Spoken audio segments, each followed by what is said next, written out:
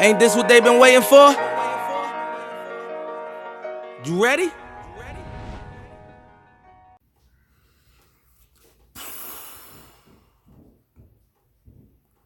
This is by far, because I've seen a lot, people. I seen a lot of seasons for my Philadelphia Eagles.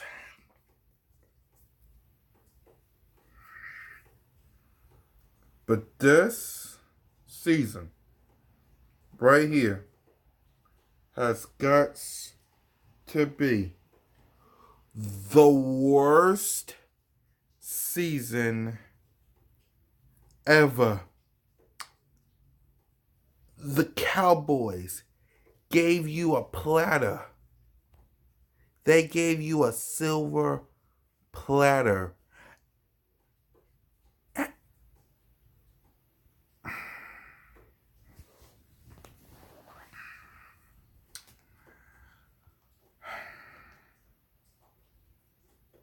This team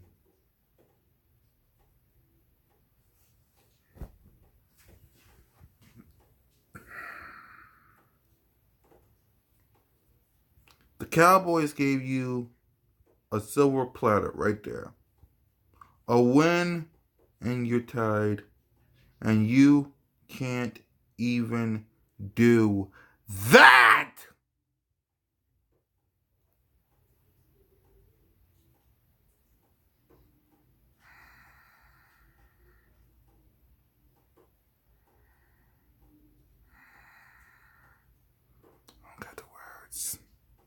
I ain't got the words. The Dolphins. The freaking Dolphins. You lose to the Dolphins. He was out there just killing us. You got to pull in the reins. Hey, coach, let's run the ball a little bit. Give me a little more of that of handing the ball off. It's a travesty that our head coach called over 40 pass plays against a defense ranked 31 against the run.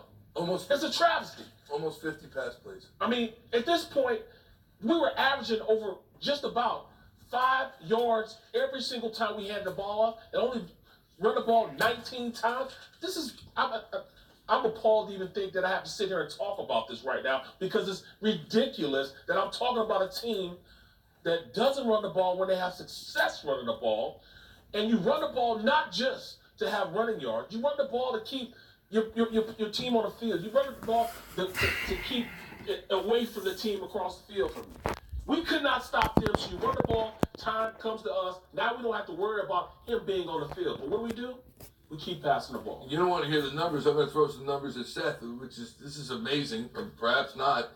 Ryan Fitzpatrick, 27 of 39, 365 yards. 365, he threw 3 touchdowns, had a pick, passer rating better than Carson Wentz's at 113.7, and he is in his 15th season out of Harvard. Didn't play like he played like he was from Ohio State, played like he was from LSU, and no disrespect to the Crimson. But Seth, when you look at this, it's still, they should have been able to handle him. Why could they not? They couldn't handle him because they basically didn't respect the Miami Dolphins, and they didn't respect Ryan Fitzpatrick.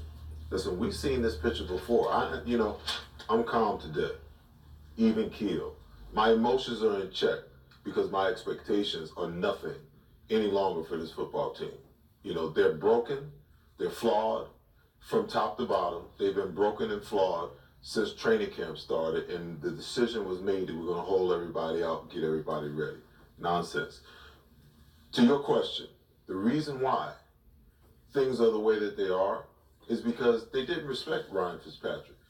They went down to Tampa last year, and Ryan Fitzpatrick lit them up like the 4th of July. Okay, and you're going to tell me that Jim Schwartz didn't realize that? Yeah, you had him on the ropes, and the offense played well in the first half, but it really is a tale of two halves because they went in and they made the adjustments. We decided that we were only going to rush 4 and sit back in the zone, and a veteran quarterback picked this defense apart bit by bit, little by little. And then when you showed him pre-snap blitzes, a veteran quarterback who's seen it all in 15 years. He knew where to go with the ball and what to do with the ball, and our cornerbacks had no answer for what they were doing today. They were out of position. They weren't competing for the ball.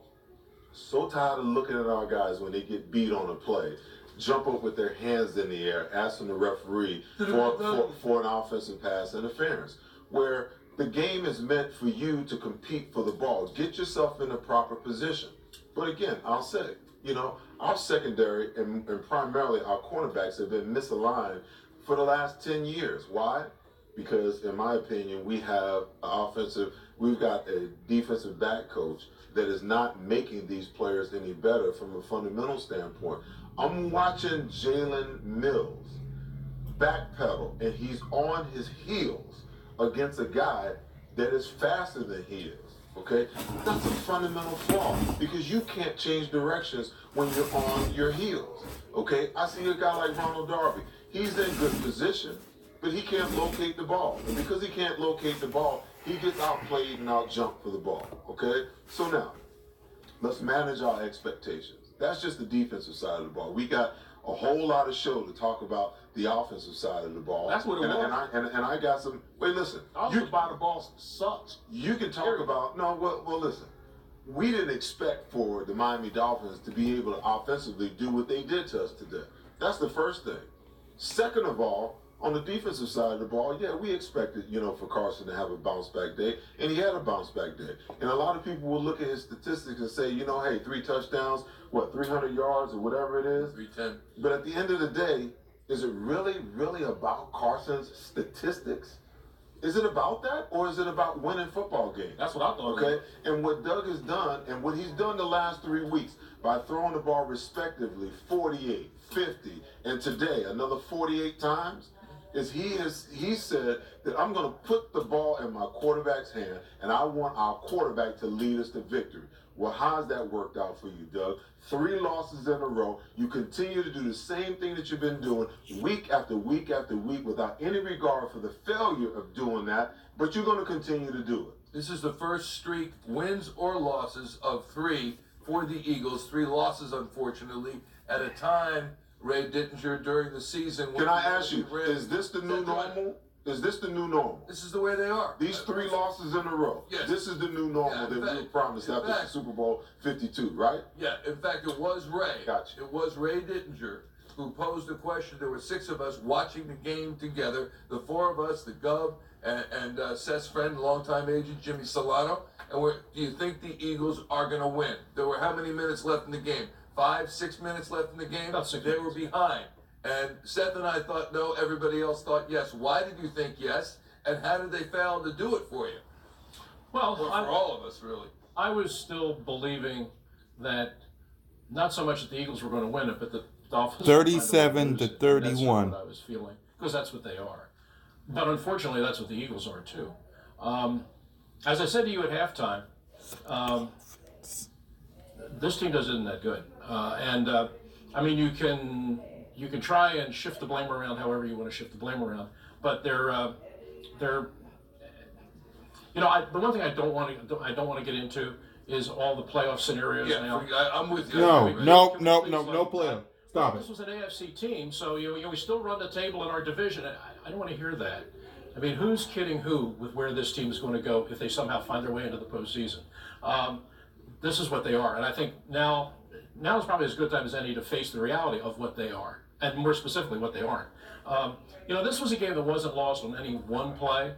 It was just lost on a whole succession of plays, and some of them, the kinds of things that are like grains of sand on the beach. They're so small you don't even see them at the time, except all of a sudden you look up and they're a beach. There were holding penalties that killed drives. There were drop passes that took you out of scoring opportunities, and this is on both sides. I mean, this is the offense and the defense. You had your chance right from the jump of this game to just bury this awful Miami Dolphins team, historically awful team. You're up 10-0, you've got the ball back, you take it down the field, you score again, you could bury this team. Same way at the start of the second half. You get the ball, you score the touchdown, you recover the onside kick, you score a touchdown, you're in a position to bury this team.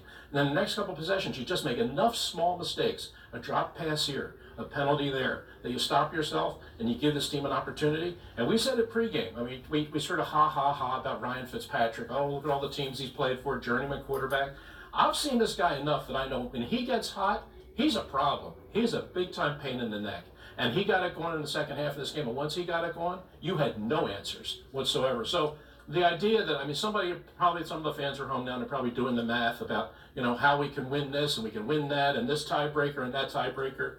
I would just tell you, today isn't the day for that. Today is the day to take a hard look at where this team is and where this organization is. So the moral of all this is I'm not going to talk about playoffs. I'm not talking about playoffs. I'm not. No. Sorry. No. For anybody in Eagles Nation that even comes to me about playoffs after what the hell that I just saw on my screen. Look at that. Look at that. You do this. You do this. No. No playoffs this year. None. You do that. You do that. The Dolphins? The Dolphins. First, it was the Falcons. Then, it was the Lions. Then, it was Minnesota. Then you lose to the freaking Cowboys. Then you lose to the Patriots and Seattle. And now, the Dolphins? You lose to the... No.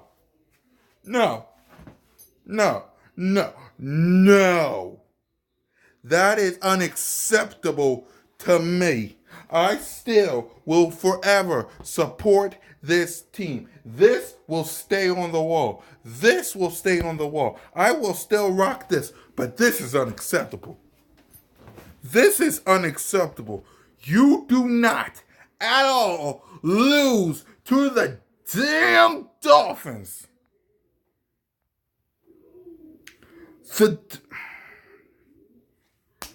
Your third straight loss. And the freaking Dolphins.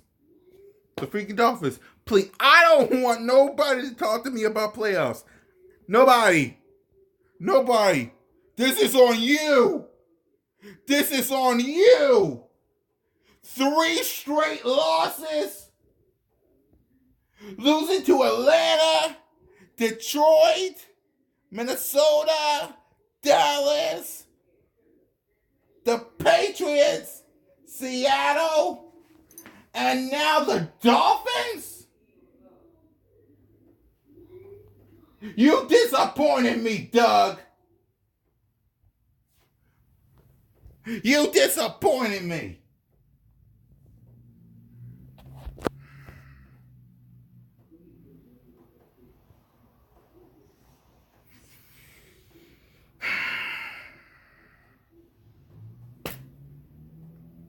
Fly, Eagles, fly. I got nothing else to say. You disappointed me, Doug. Ain't this what they've been waiting for? You ready?